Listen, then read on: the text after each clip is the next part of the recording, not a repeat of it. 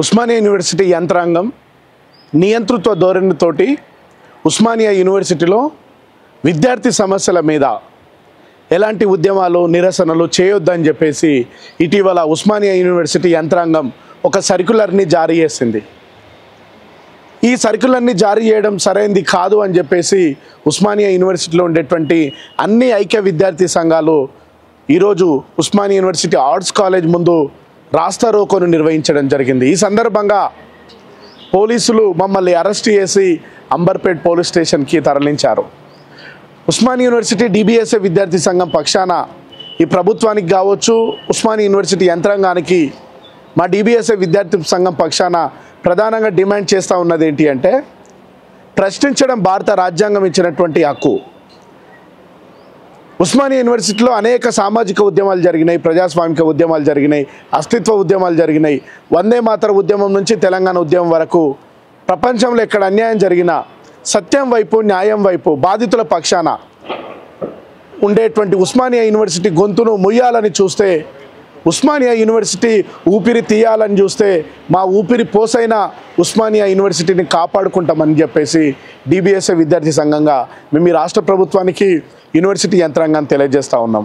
కాబట్టి ఒక నియంతృత్వ ధోరణితోటి ఉస్మానియా యూనివర్సిటీలో అనేక సమస్యలు ఉన్నాయి. అంత చిత్తశుద్ధి ఉంటే ఉస్మానియా యూనివర్సిటీలో ఎస్సీ ఎస్టీ పోస్టులను, బ్యాక్లాగ్ పోస్టులను భర్తీ చేయాలా. అదేవిధంగా ఉస్మానియా యూనివర్సిటీలో ప్రొఫెసర్ల రిక్రూట్మెంట్ చేయాలా. అనేక సమస్యలు ఉన్నాయి ఉస్మానియా యూనివర్సిటీలో. ఫెలోషిప్స్ లేవు, స్కాలర్షిప్స్ లేవు.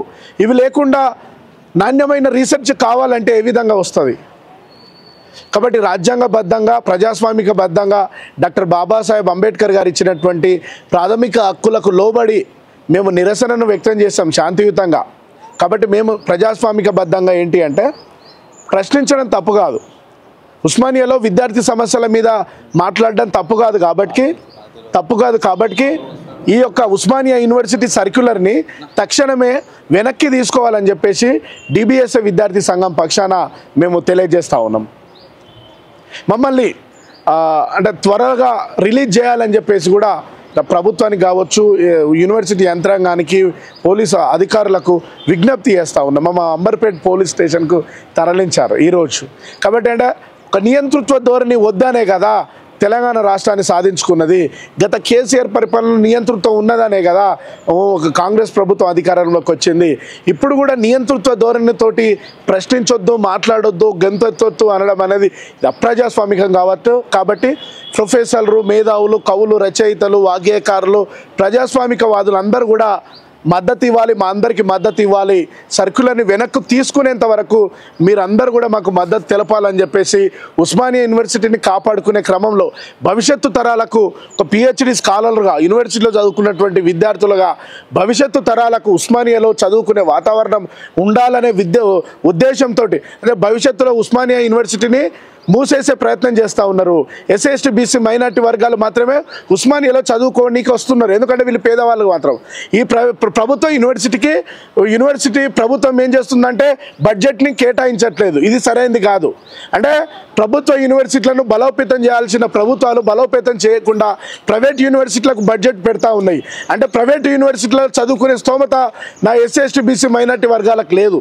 కాబట్టి ఇట్లాంటి ప్రభుత్వ యూనివర్సిటీలో బడ్జెట్ ప్రవేశపెట్టాలి. ఉస్మానియానే కాదు, కాకతీయ యూనివర్సిటీ కావచ్చు, శాతవాహన యూనివర్సిటీ కావచ్చు, మహాత్మా గాంధీ, తెలంగాణ యూనివర్సిటీ, రాష్ట్రంలో ఉన్నటువంటి ప్రతి ఒక్క యూనివర్సిటీకి బడ్జెట్ లేదు. కాబట్టి బడ్జెట్ పెట్టాలా.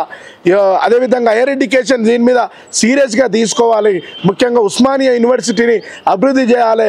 భవిష్యత్తు తరాలకు ఉస్మానియాలో ఒక మంచి అంటే ఇక్కడ ఒక ఇంజనీర్లు కానీ, ఒక మేధావులు కానీ, ఒక పొలిటీషియన్స్ కానీ, సైంటిస్టులు కానీ, ఇక్కడ ఒక జర్నలిస్టులు కానీ, ఒక అడ్వకేట్లు కానీ, ప్రతి ఒక్కరు ఉస్మానియా నుంచి తయారైన పోలీస్ డిపార్ట్మెంట్లో వేలాది మంది పోలీస్ డిపార్ట్మెంట్లో ఉన్నటువంటి వ్యక్తులు కూడా ఎస్ఐలు, కానిస్టేబుల్స్, సిఐలు, పెద్ద ఏసీపీలు, సిపిలు దాకైన చరిత్ర ఉస్మానియా యూనివర్సిటీకి ఉన్నది. ఇట్లాంటి ఉస్మానియా యూనివర్సిటీని కాపాడుకోవాలనే ఉద్దేశంలో భాగంగానే మేము మాట్లాడుతున్నాం తప్ప మేము కావాలని నేను చేయట్లేదని ఈ సందర్భంగా తెలియజేస్తూ ముగిస్తున్నాను. జై భీమ్.